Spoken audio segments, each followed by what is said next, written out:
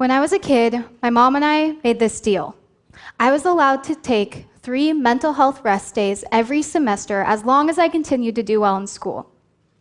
This was because I started my mental health journey when I was only 6 years old. I was always what my grade school teachers would call a worrier, but later on we found out that I have trauma-induced anxiety and clinical depression. This made growing up pretty hard. I was worried about a lot of things that other kids weren't, and school got really overwhelming sometimes. This resulted in a lot of breakdowns, panic attacks. Sometimes I was super productive, and other days I couldn't get anything done. This was all happening during a time when mental health wasn't being talked about as much as it is now, especially youth mental health. Some semesters I used all of those rest days to the fullest. Others, I didn't need any at all. But the fact that they were always an option is what kept me a happy, healthy, and successful student. Now I'm using those skills that I learned as a kid to help other students with mental health challenges. I'm here today to offer you some insight into the world of teenage mental health. What's going on, how did we get here, and what can we do? But first, you need to understand that while not everyone has a diagnosed mental illness like I do, absolutely everyone, all of you, have mental health. All of us have a brain that needs to be cared for in similar ways that we care for our physical well-being. Our head and our body are connected by much more than just our neck, after all. Mental illness even manifests itself in some physical ways, such as nausea, headaches, fatigue, and shortness of breath. So since mental health affects all of us, shouldn't we be coming up with solutions that are accessible to all of us? That brings me to my second part of my story. When I was in high school, I had gotten pretty good at managing my own mental health. I was a successful student, and I was president of the Oregon Association of Student Councils. But it was around this time that I began to realize mental health was a much bigger problem than just for me personally. Unfortunately, my hometown was touched by multiple suicides during my first year in high school. I saw those tragedies shake our entire community. And as the president of a statewide group, I began hearing more and more stories from students where this had also happened in their town. So in 2018, at our annual summer camp, we held a forum with about 100 high school students to discuss teenage mental health. What could we do? We approached this conversation with an enormous amount of empathy and honesty, and the results were astounding.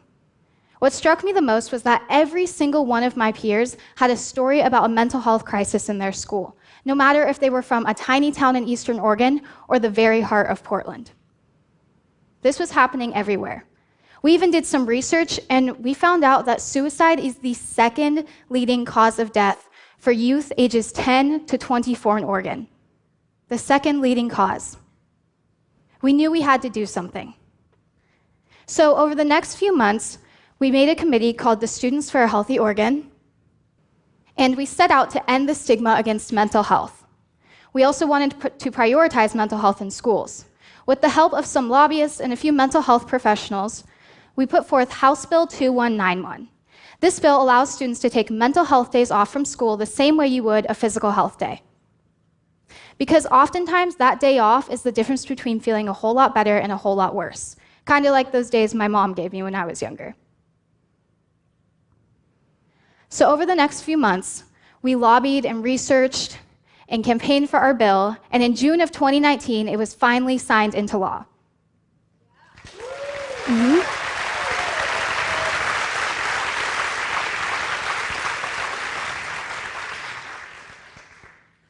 This was a groundbreaking moment for Oregon students. Here's an example of how this is playing out now.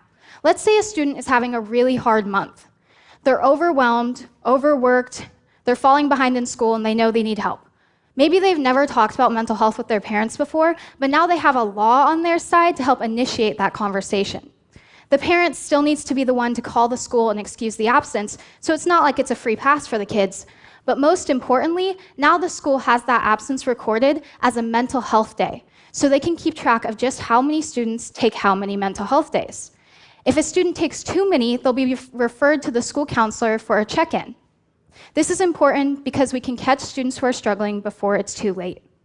One of the main things we heard at that forum in 2018 is that oftentimes stepping forward and getting help is the hardest step. We're hoping that this law can help with that. This not only will start teaching kids young how to take care of themselves and practice self-care and stress management, but it could also literally save lives. Now students from multiple other states are also trying to pass these laws. I'm currently working with students in both California and Colorado to do the same because we believe that students everywhere deserve a chance to feel better. Aside from all of the practical reasons and technicalities, House Bill 2191 is really special because of the core concept behind it, that physical and mental health are equal and should be treated as such. In fact, they're connected. Take healthcare, for example. Think about CPR. If you were put in a situation where you had to administer CPR, would you know at least a little bit of what to do? Think to yourself. Most likely, yes, because CPR trainings are offered in most schools, workplaces, and even online. We even have songs that go with it. But how about mental health care? I know I was trained in CPR in my 7th grade health class. What if I was trained in 7th grade how to manage my mental health or how to respond to a mental health crisis? I'd love to see a world where each of us has a toolkit of skills to help a friend, coworker, family member, or even a stranger going through a mental health crisis. And these resources should be especially available in schools because that's where students are struggling the most. The other concept that I sincerely hope you take with you today is that it is always okay to not be okay, and it is always okay to take a break. It doesn't have to be a whole day. Sometimes that's not realistic, but it can be a few moments here and there to check in with yourself.